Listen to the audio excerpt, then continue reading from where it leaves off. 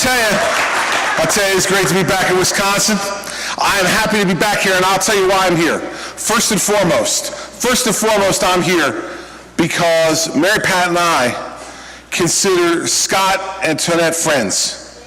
We got together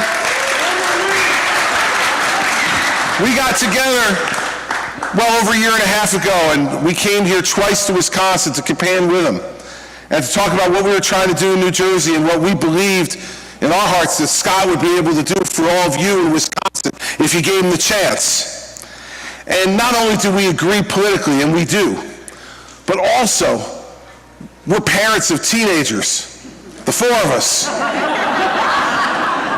There is extraordinary empathy when you are the parents of teenagers, and I will tell you today, I come unaccompanied by any members of the Christie family, although it was a fight. Because my 16-year-old daughter, Sarah, she likes the Walker Boys.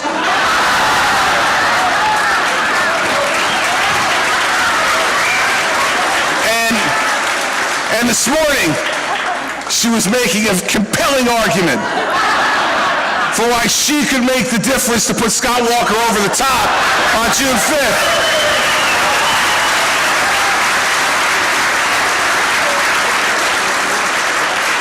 But any of you who are or have been parents of 16-year-old girls know she didn't really care about Scott Walker. So she's home in school today safely. An all-girls school, safely. And so I bring greetings from Sarah to the Walker family. And from Mary Pat and everybody else in New Jersey, I will tell you, yeah, New Jersey went through this battle and is going through this battle. We started a little bit earlier than you all did here in Wisconsin. I got elected in 2009, and you heard some of the things Scott said. Let me tell you what things were like in New Jersey in 2009. In the year 2009, just in that year, we lost 117,000 private sector jobs. In the year 2009, we had just ended 8 years of Democratic rule where they had raised taxes and fees at the state level 115 times in 8 years.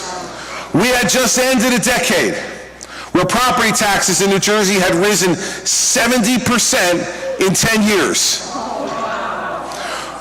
We inherited a state budget that was 7 months into the year, that was $2 billion in debt, so bad that in my first week as governor, the state treasurer told me if I didn't immediately, in the next 4 weeks, cut $2 billion in spending, that we would not meet payroll for the second pay period in March. And then we turned around to our next budget year, and we cut that $2 billion, by the way, and we didn't raise taxes on the people in New Jersey.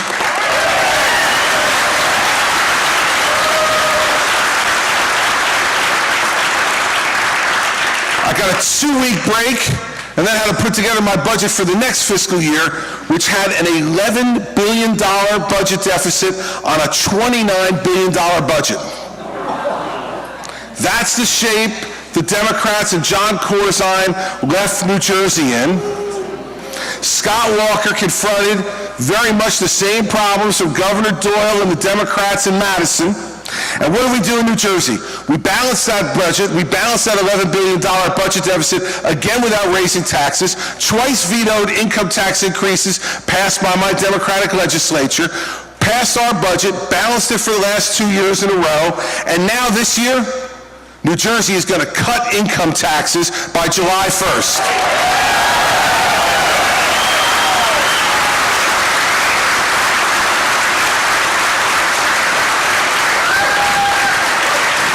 We've already cut business taxes on our overburdened companies in New Jersey and small businesses.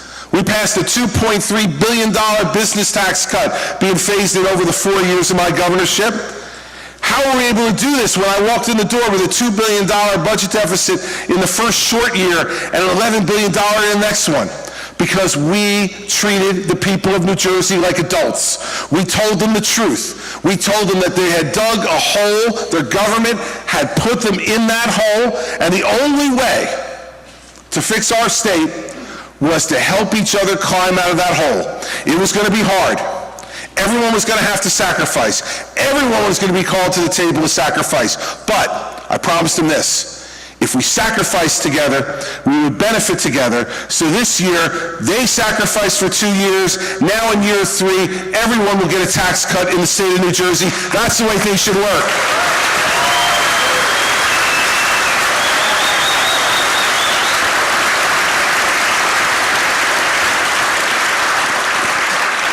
I tell you this story not to brag on ourselves. I tell you this story to show you what next year is going to look like if you do the right thing on June 5th.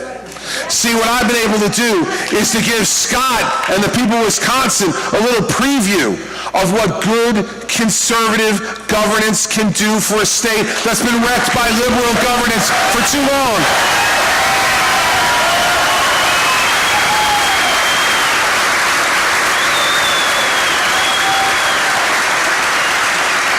New Jersey is giving a preview for Wisconsin as to the good things that can happen when you stand up for the people of your state and stand against the special interests who have owned these state capitals for much too long.